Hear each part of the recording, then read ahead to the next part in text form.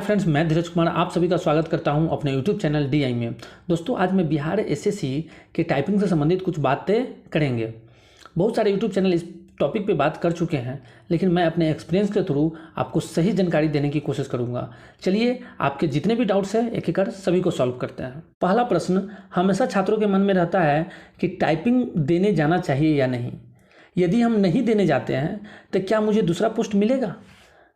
तो आप ध्यान रखिए, यदि आप टाइपिंग देने नहीं जाते हैं तो कोई समस्या उत्पन्न नहीं होगी, लेकिन टाइपिंग से रिलेटेड पोस्ट आपको नहीं मिलेगा।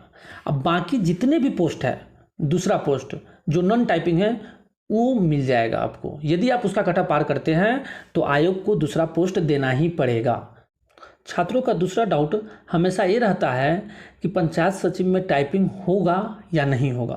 तो दोस्तों, टाइपिंग से पहले आप ये जान जाइए कि अनिवार्य योग्यता क्या होता है, टेक्निकल योग्यता क्या होता है और वांछनीय योग्यता क्या होता है। शायद आपको इसके बारे में जानकारी नहीं होगी, इसलिए ये डाउट आपके मन में उभर रहे होंगे। अनिवार्य योग्यता का मतलब ये हुआ कि आपको कम से कम जो भी अनिवार्य योग्यता है, इंटर, मैट्रिक, डिप्लोमा, जो भी, वो आपको कम से कम करना ही पड़ेगा। इसके बिना आप ये फॉर्म को फिलअप भी नहीं कर सकते हैं।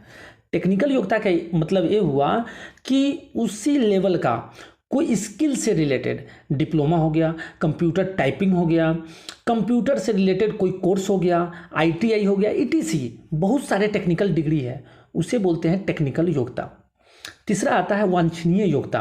वांछनीय योग्यता का मतलब होता है उससे कोई फर्क नहीं पड़ता है, वो कोई भी योग्यता हो सकता है, यानी कि वो डिग्री आपके पास है तो भी, नहीं है तो भी, इससे आयोग को और छात्रों को कोई लेना देना नहीं है।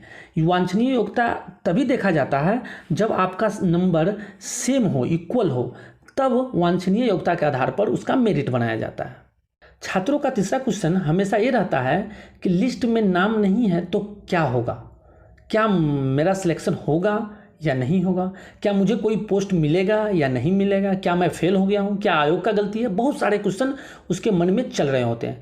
तो दोस्तों, हमेशा यह ध्यान रखिएगा कि लिस्ट में उसी का नाम नहीं है जिन्होंने इंग्लिश टाइपिंग में नो किया है, हिंदी टाइपिंग में नो किया है या कंप्यूटर टाइपिंग में नो किया है। उस सभी का लिस्ट में नाम नहीं है। लगभग 5 से 6 हज़ार छात्र ऐसे हैं जिनका नाम इस लिस्ट में नहीं है। बाकी छात्रों का नाम है, जिन्होंने एस किया है उन सबका नाम है, इसलिए टेंशन नहीं लीजिए, आपका सिलेक्शन जरूर होगा।